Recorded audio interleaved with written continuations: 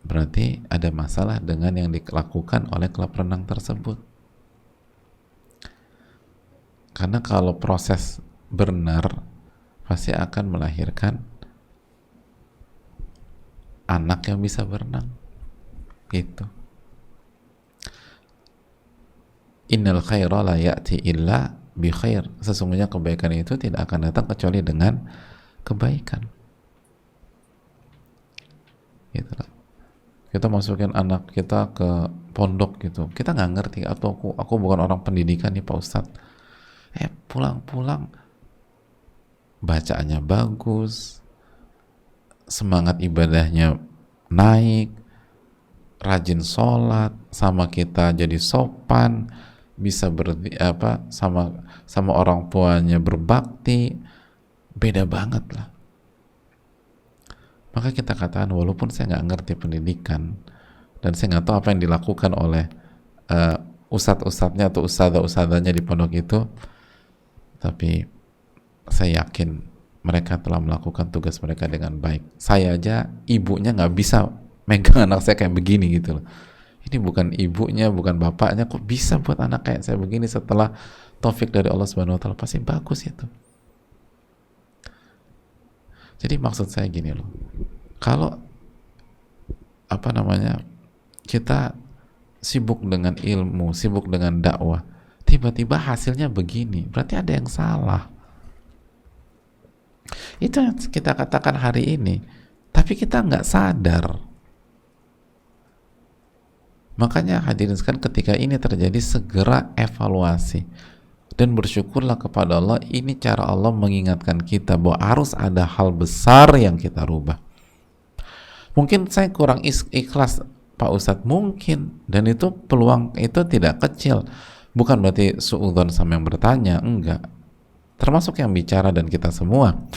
Wong Al-Imam Daruqutni pernah mengatakan, talabnal ilma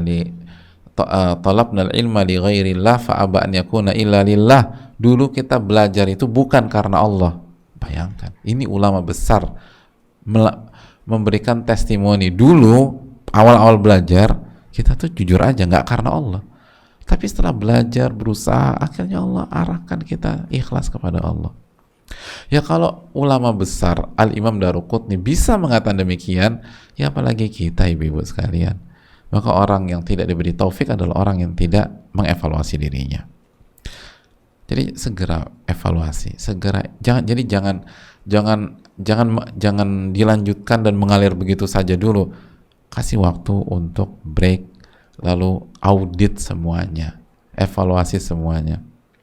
Dan ini menunjukkan beda antara ilmu secara konten dengan ilmu nafi, ilmu yang bermanfaat.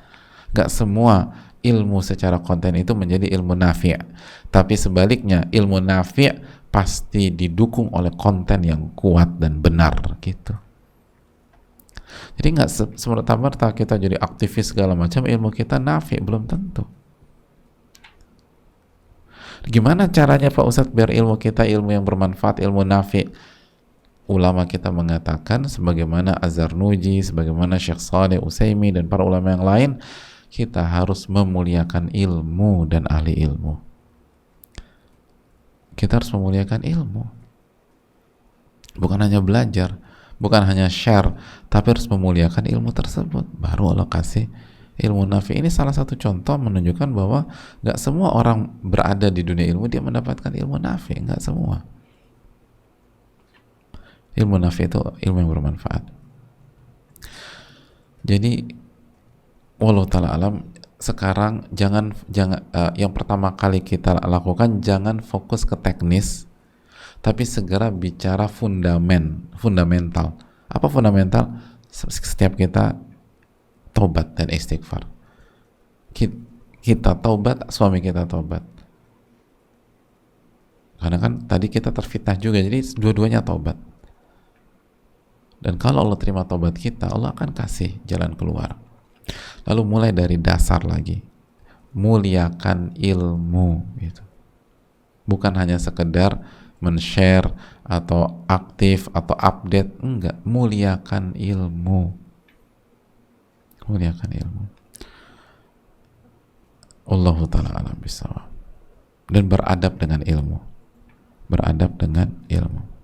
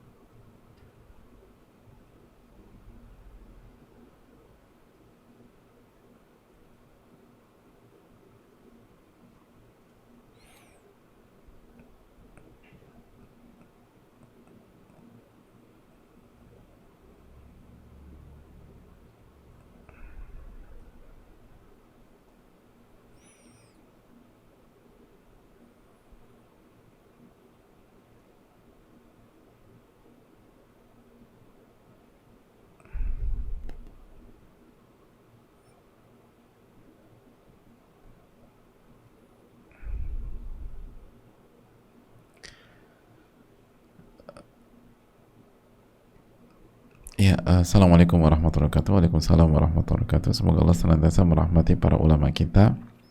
Semoga menjaga Ustadz, keluarga Ustadz, dan tim. Amin ya rabbal alamin.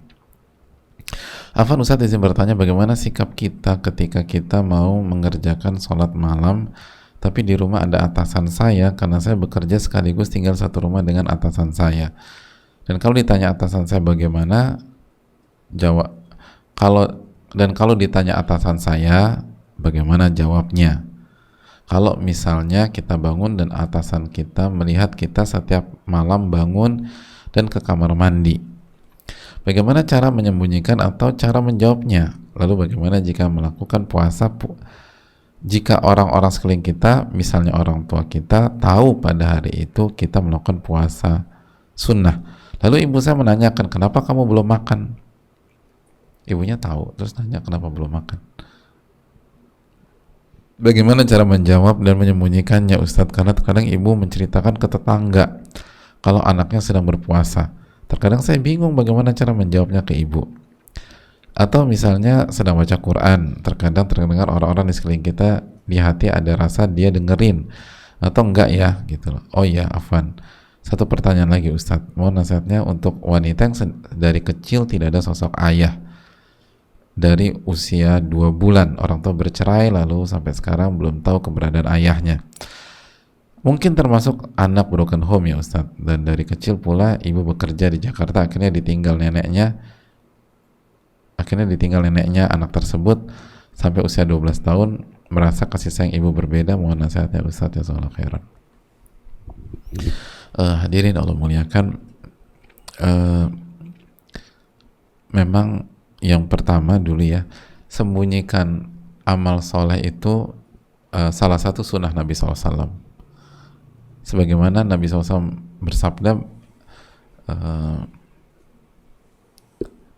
barang siapa di antara kalian yang bisa menyembunyikan amal solehnya, maka sembunyikan, au kama qala. Jadi menyembunyikan amal soleh itu penting, kecuali syiar dan lain sebagainya. Terus yang kedua, ketika kita memperlihatkan amal soleh kita atau diketahui oleh orang, maka selama ikhlas dan sesuai dengan tuntunan Nabi SAW, maka itu diterima, itu dapat pahala, itu diterima dan dapat pahala. Hanya saja jika tidak ada motif lain seperti dakwah dan edukasi dan lain sebagainya, maka amalan ikhlas yang diperlihatkan dengan amalan ikhlas yang disembunyikan, pahalanya lebih besar amalan ikhlas yang disembunyikan. kecuali sebagaimana tadi yang kita katakan, kecuali jika memperlihatkan amalan yang ikhlas tersebut ada misi lain dan niat lain, seperti mengedukasi keluarga, memberikan teladan bagi anak atau cucu atau keponakan atau yang lain sebagainya. Allah berfirman dalam surat Al-Baqarah ayat 271, in tubdus shadaqat fa ni'mahi, kalau kalian memperlihatkan sedekah kalian selama ikhlas itu baik. Wa in tukhfuha wa tu'tuha al-fuqara fa huwa khairul lakum. Namun kalau kalian dan jika kalian menyembunyikan sedekah tersebut dan tetap memberikan kepada fuqara, maka itu yang lebih baik buat kalian. Lebih baik kata Allah. Jadi itu poin. Jadi maksud saya kalau memperlihatkan dengan ikhlas saja tetap dapat pahala, apalagi diketahui tanpa unsur kesengajaan dari kita, ya itu nggak apa-apa. Tapi kalau kita bisa sembunyikan bagus. Tapi maksudnya jangan terlalu ini loh. Jangan terlalu artinya jangan sampai menimbulkan sikap yang tidak produktif dan akhirnya menimbulkan kecurigaan, atau misalnya ribut sama ibu dan seterusnya. Karena misalnya contoh, ribut sama ibu itu dosa besar, durhaka. Adapun kita sudah berusaha sembunyikan tapi ketahuan sama ibu dan kita tetap ikhlas, maka aman. Jadi jangan sampai kita memperjuangkan yang afdoliyah tapi akhirnya terjatuh ke dalam dosa gitu. Ibu tuh gimana sih? Aku kan pengen ini. Ibunya kan awam, nggak ngerti. Dijawab lagi, beribut deh tuh. Ribut sama ibu dosa. Jadi hal-hal sisi itu yang harus kita camkan. Dan kalau ditanya kenapa kamu belum makan, kan kita bisa nanti mah gitu loh. Nanti. Atau aku udah makan kok gitu loh. Maksudnya sahur gitu loh. Atau kalau kita jawab nanti mah, insya Allah maksudnya nanti pas maghrib gitu aja. Jadi nggak usah ribet-ribet. Kenapa kamu udah makan? Aku udah makan kok tadi. Mama aja nggak ngelihat gitu loh. Sekarang masih cukup aman kok mah gitu loh. Kan kita nggak bilang masih cukup kenyang. Kalau kenyang mungkin kita bohong. Tapi cukup aman kok. Walaupun lapar. Gitu. Aman dari pingsan kan bisa. Aman dari disorientasi. Aman dari halu kan bisa gitu loh. Aman dari dehidrasi juga bisa. Jadi ya pintar-pintar kita jawab tapi nggak bohong gitu loh. Kalau misalnya ke kamar mandi, biasanya kan mayoritas orang kalau misalnya bangun tidur di sepertiga malam terakhir atau di tengah malam, lalu ke kamar mandi, apakah hanya sebatas wudhu atau dia akan buang air, misal buang air kecil? Mayoritas kayaknya buang air kecil ya, benar nggak sih? Ya kemungkinan. Ya udah itu aja yang diangkat. Kamu tuh ngapain kenapa sih kalau jam 2 bangun terus kamar mandi? Ya aku kan kamar mandi aku buang air kecil sama ada hal-hal yang lain dikerjakan. Kan nggak mungkin dia minta diinfokan apa saja yang dikerjakan di kamar mandi, kan enggak lah gitu. Jadi ya aku kan harus buang air kecil. Ya udah habis buang kecil wudhunya nggak usah dijelasin. Habis itu kita sholat deh. Itulah. Adapun kalau misalnya kita baca Quran terus ada orang di sekeliling kita, ya udah sirkan saja gitu loh. Dan nggak usah fokus ke sana. Adapun kehilangan sosok ayah memang berat, memang nggak mudah. Tapi doalah sama Allah. Buktinya alhamdulillah yang bertanya dikasih hidayah sama Allah, ikut belajar, mencari ilmu. Dan ada banyak orang seusia kita yang punya ayah dan ibu komplit, lengkap sampai sekarang, tapi belum mendekat sama Allah, belum dekat sama Allah, belum mau belajar, belum mau nuntut ilmu. Jadi jangan lihat dari satu sisi. Jadi ketika Allah misalnya kita punya kekurangan dari sisi lain, Allah akan kasih kelebihan dari sisi lain, dan bisa jadi kita lebih unggul daripada yang punya orang tua lengkap. Ada banyak orang punya orang tua lengkap tapi belum mendekat kepada Allah. Dan ada banyak orang yang ada kendala dalam yang tidak dapat sentuhan ayah, dapat sentuhan ibu, tapi secara kualitas iman jauh lebih baik. Coba fokus ke sana. Allah taala bisa.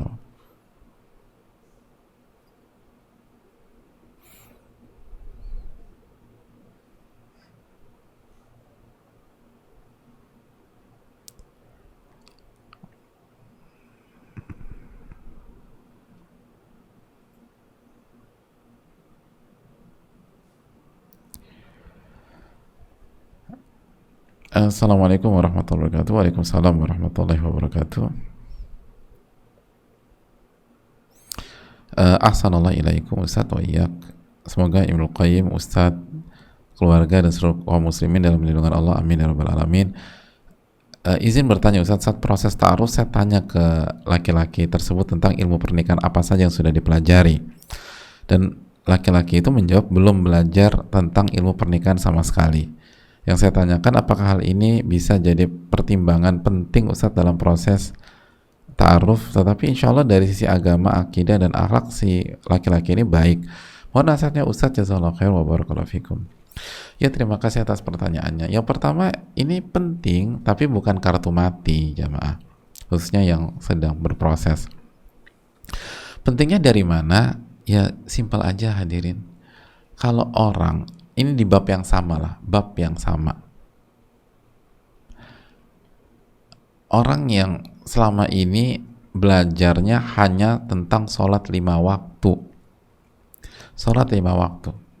Dan dia nggak pernah belajar tentang sholat taraweh sama sekali. Begitu masuk Ramadan, malam pertama Ramadan, dia ikut sholat taraweh, bingung nggak kira-kira? Ngerti apa yang harus diperbuat apa enggak? Kalau jadi makmum tinggal ikut aja imam. Kalau dia jadi imam gimana coba? Dan kita sebagai wanita, kita kan cari imam kehidupan. Nah kalau dia nggak tahu ilmunya, gitulah. Silakan Mas jadi imam sholat taraweh kita malam ini. Mohon maaf, saya belum pernah belajar tentang sholat taraweh. Saya punya ide gimana kalau disamakan aja kayak sholat maghrib 3 rakaat. Setuju nggak gitu para makmum? Gitu loh. Kan bahaya hadirin. Jadi hadirin Allah muliakan, itu kalau disamakan, gimana kalau kemarin kebetulan sih saya pernah baca sholat gerhana, gimana kalau disamakan sama sholat gerhana aja? Jadi sangat-sangat rentan gitu loh. Sebagaimana contoh orang yang sholatnya Masya Allah dan sudah khatam berbagai macam buku tentang sholat, tapi apakah dipastikan dia pun menguasai bab haji dan tata cara haji? Belum tentu. Pertanyaannya, dia sudah pernah membahas bab haji atau belum gitu loh. Nah, alhamdulillah orangnya baik Pak Ustadz gitu loh, ramah, alhamdulillah. Tapi belum tentu dia menguasai bagaimana menjalankan pernikahan. Mungkin yang dia sudah pelajari bab tentang keramah tamahan, tapi apakah cukup untuk menjadi pemimpin rumah tangga dan menjalankan roda rumah tangga dan pernikahan? Belum. Maka itu hal yang penting. Tapi bukan juga kartu mati. Maksudnya apa? Kan kita bisa kasih kesempatan. Oke, coba kita kasih waktu gitu, coba pelajari dan seterusnya. Kan bisa kan? Ini kan bukan, kalau belum berarti gagal dan kita harus nikah hari ini atau besok, nggak juga kan? Kan kalau memang ternyata dari sisi lain kriteria sangat menarik, tapi mungkin dia lemah dari sisi ini, dan kalau kita kasih waktu gitu loh, dia bisa perbaiki hal ini, dia bisa belajar, dia bisa, dan akhirnya tahu konsep dan akhirnya dia bagus gitu, ya kenapa enggak? Karena nyari calon suami yang baik itu susah sekali sekarang hadirin. Jadi kita nggak bisa perfeksionis, tapi sebagaimana kita nggak bisa mengalir begitu saja dan tidak punya kriteria yang apa, minimum bisa menjalankan sebuah rumah tangga. Tapi menariknya, beliau jujur, beliau belum mempelajari. Paling nggak kita hargai kejujurannya, penting loh, kejujuran perlu diapresiasi. Kita harus melihat bagaimana kejujuran calon suami kita, tapi jangan berhenti sampai di situ aja. Coba kejar dan kasih waktu. Dan saran saya juga, wanita butuh pendampingan, khususnya dari wali. Jangan menjalani proses pranikah sendirian, walaupun tidak berkholwat, walaupun tidak ini, tapi wanita butuh pendampingan wali atau yang bisa berperan sebagai wali, sehingga bisa ngejagain, bisa ngecek yang mungkin nggak disadari. Allah ta'ala bisa. Dan kita sebagai wanita semakin butuh wali dan pendampingan wali atau yang berperan sebagai wali, lebih khususnya lagi kalau sudah tumbuh rasa suka dengan laki-laki tersebut. Karena semakin itu tumbuh, semakin rentan tidak objektif dan semakin rabun mata kita, gitu loh. Makanya kata para ulama apa? Al-hubbu yu'mi, cinta itu membutakan. Jadi mumpung masih agak-agak rabun, belum sampai buta beneran, segeralah bertindak secara objektif. Jadi justru semakin kita merasa srek, semakin kita butuh pendampingan, bisa jadi. Karena jangan sampai salah lah, jadi. Allah ta'ala alam.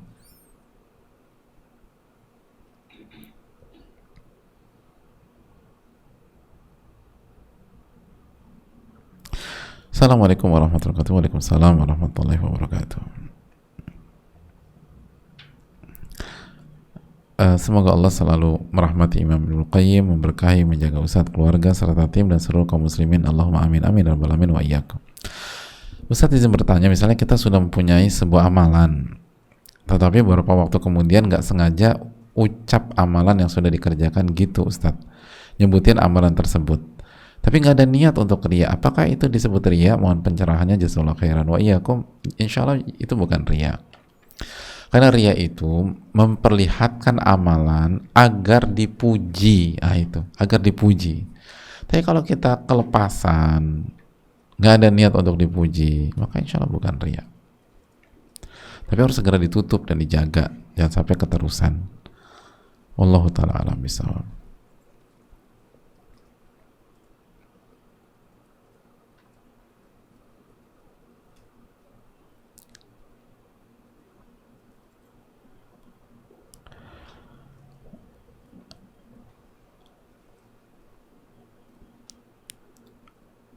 Assalamualaikum warahmatullahi wabarakatuh. Waalaikumsalam warahmatullahi wabarakatuh. Semoga Allah merahmati Imam Ibnul Qayyim, kedua orang tua, keluarga, guru-guru beliau, menjaga dan memberikan kebaikan di dunia dan di akhirat untuk Ustadz, keluarga, tim, dan seluruh kaum muslimin dimanapun berada. Amin ya rabbal alamin.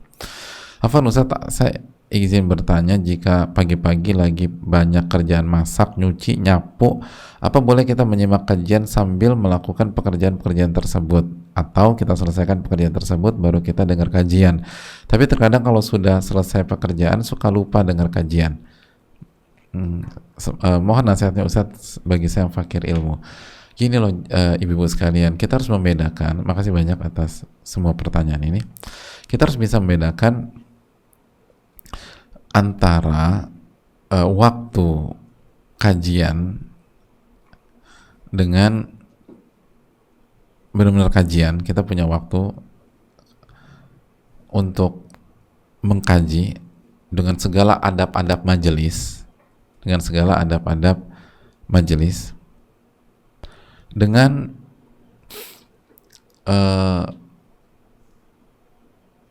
kita punya kegiatan dan tugas harian atau kegiatan harian, lalu kita manfaatkan juga untuk hal yang bermanfaat, diantaranya mendengarkan kajian, gitu loh.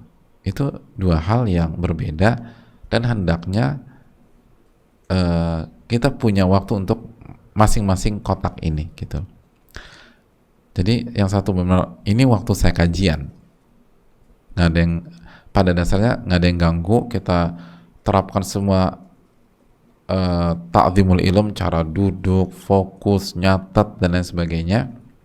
Dengan kita ini punya kegiatan, punya tugas, punya aktivitas keseharian, dan itu bukan schedule kajian yang kita plot, gitu loh. Nah, agar lebih bermanfaat, kita pun iringi dengan mendengarkan kajian. Maka itu juga diterapkan oleh para ulama. Seorang ulama, sebagai contoh ya, contoh seperti banyak banget, tapi sebagai contoh misalnya dilakukan oleh seorang ulama yang bernama Abul Barokat. Abul Barokat, seorang ulama fikih ini dan ahli tafsir dan ahli hadis ini, itu diriwayatkan jika masuk ke kamar mandi, itu beliau perintahkan anak beliau untuk baca sebuah buku dengan suara yang keras, agar waktu beliau di kamar mandi dan saat melakukan aktivitas-aktivitas kamar mandi tidak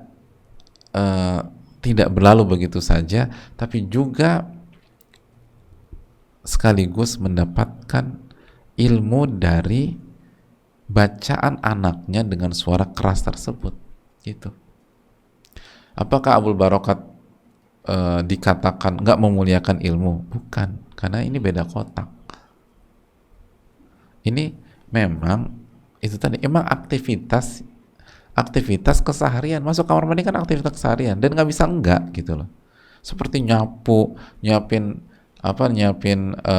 sarapan anak, setrika atau segala macam, itu aktivitas pagi ibu sekalian. Ada yang bisa